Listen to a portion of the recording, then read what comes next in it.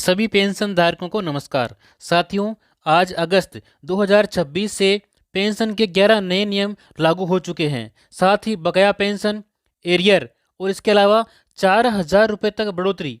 बड़ी जानकारी यहाँ पर पेंशन धारकों के लिए निकल कर आ रही है। जी हाँ साथियों, आप या आपके परिवार में कोई भी वृद्धावस्था पेंशन, विधवा पेंशन, निराश्रित पेंशन, दिव्यांग पेंशन या किसी भी सामाजिक सुरक्षा पेंशन योजना का लाभ लेते हैं तो आज की यह जानकारी आपके लिए बहुत ही खास और महत्वपूर्ण होने वाली है। देखिए साथियों, क्या आपकी पेंशन समय पर नहीं आती है या फिर क्या कई महीनों की पेंशन रुकी हुई है? क्या आपकी पेंशन कम आती है? क्या आपको यह नहीं पता कि आपकी पेंशन आखिर रुकी हुई क्यों है? क्या आपको यह नहीं पता कि पेंशन किस तारीख को आएगी? साथियों, आज के इस वीडियो में हम आपके सभी सवालों का जवाब यहाँ पर देने का प्रयास करेंगे, तो आप वीडियो को अंत तक जरूर देखें और अभी तक इस चैनल को सब्सक्राइब नहीं किया है तो इसको सब्सक्राइब जरूर करें। देखिए साथियों, क्योंकि आज अगस्त 2026 से पेंशन की जो व्यवस्था है उसको लेकर के कई महत्वपूर्ण बदलावों की चर्चा है।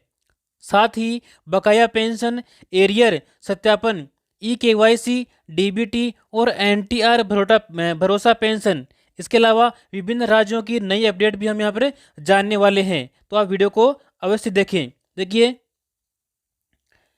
सभी राज्यों में भेजा गया महत्वपूर्ण पत्र। जी हाँ साथियों, अब बात करते हैं कि उस बड़े अपडेट की जिसके बारे में आपको जानना जरूरी है और जिसका इंतजार देश भर के लाखों पेंशन धारक कर रहे थे।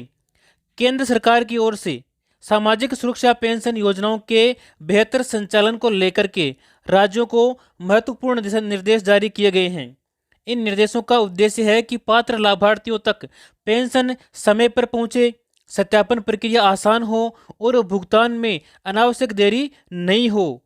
इसके अलावा राज्यों को डीबीटी व्यवस्था मजबूत करने, ई-केवाईसी, जीवन प्रमाणीकरण, आधार और बैंक विवरण का सही मिलान तथा जो भी पात्र लाभार्थी हैं उन पात्र लाभार्थियों का समय पर सत्यापन सुनिश्चित करने के निर्देश यहाँ पर दिए गए हैं।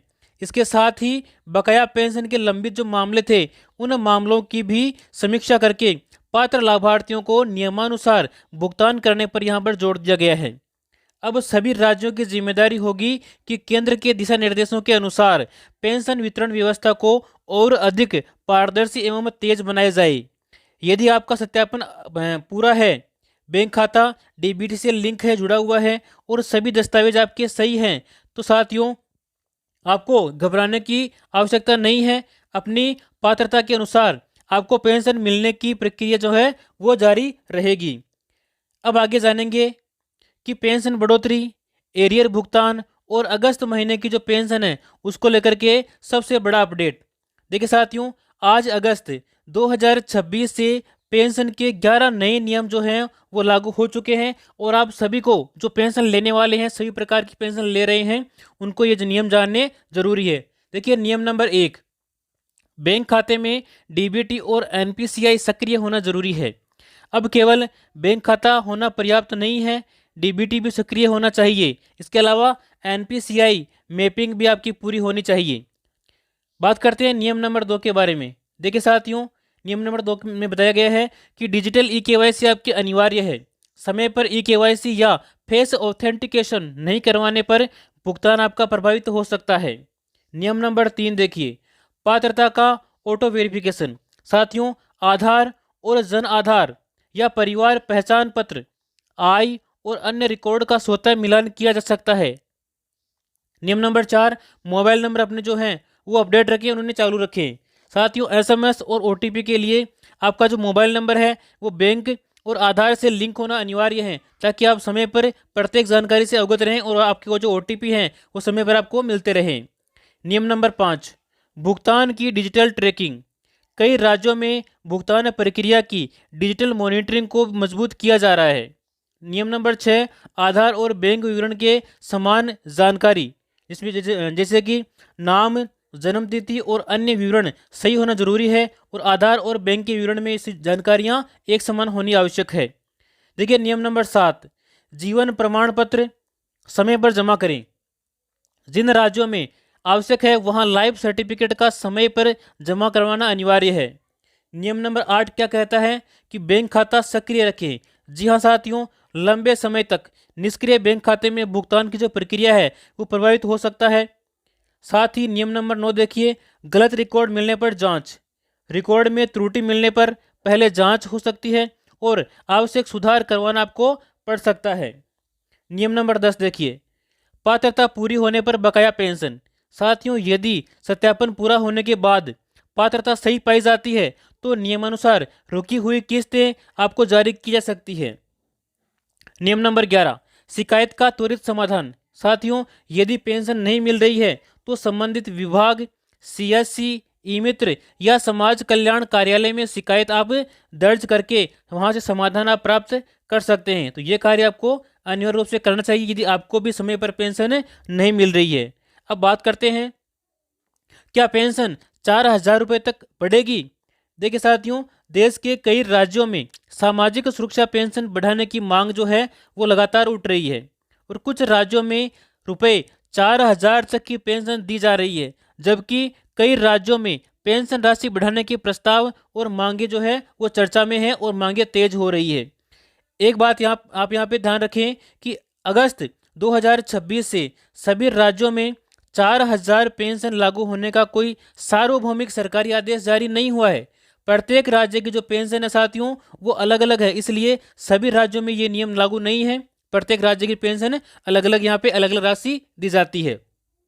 अब बात करते हैं बकाया एरियर पेंशन पर बड़ी जानकारी। साथियों, यदि आपकी पेंशन सत्यापन, बैंक या दस्तावेज संबंधी जानकारियां या दस्तावेज संबंधी कारणों से रुकी हुई थी तो पात्रता पूरी होने के बाद बकाया किस्तें नियमों के अनुसार आपको जारी की जा सकती है।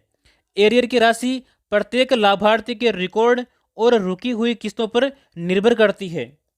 पेंशन किस तारीख को आती है? देखिए साथियों, यदि प्रत्येक राज्य की भुगतान व्यवस्था पर निर्भर करता है।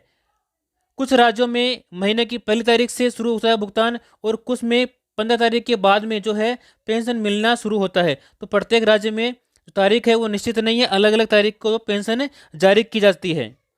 एनटीआर भरोसा पेंशन धारकों के लिए महत्वपूर्ण अपडेट। देखिए साथियों, यदि कोई नया सरकारी आदेश जारी नहीं होता है तो आंध्र प्रदेश में अगस्त 2026 की एनटीआर भरोसा पेंशन यानी कि आज अगस्त से वितरित होने की संभावना आपको पूरी यहाँ पर बताई जा रही है। वर्तमान दरें क्या है पेंशन की? देखिए, वृद्धावस्था, विधवा, एकल महिला आदि 4,000 रुपये उनको दिए जाते हैं। साथ ही जो दिव्यांग हैं उनको 6,000 रुपये और जो गंभीर बीमारियों के पात्र लाभार्थी हैं उनको यहाँ पर 10,000 रुपये दिए जाते हैं और कुछ पूर्ण दिव्यांग श्रेणी में जो आते हैं उनको 15,000 रुपये तक यहाँ पे पेंशन राशि मिलती है।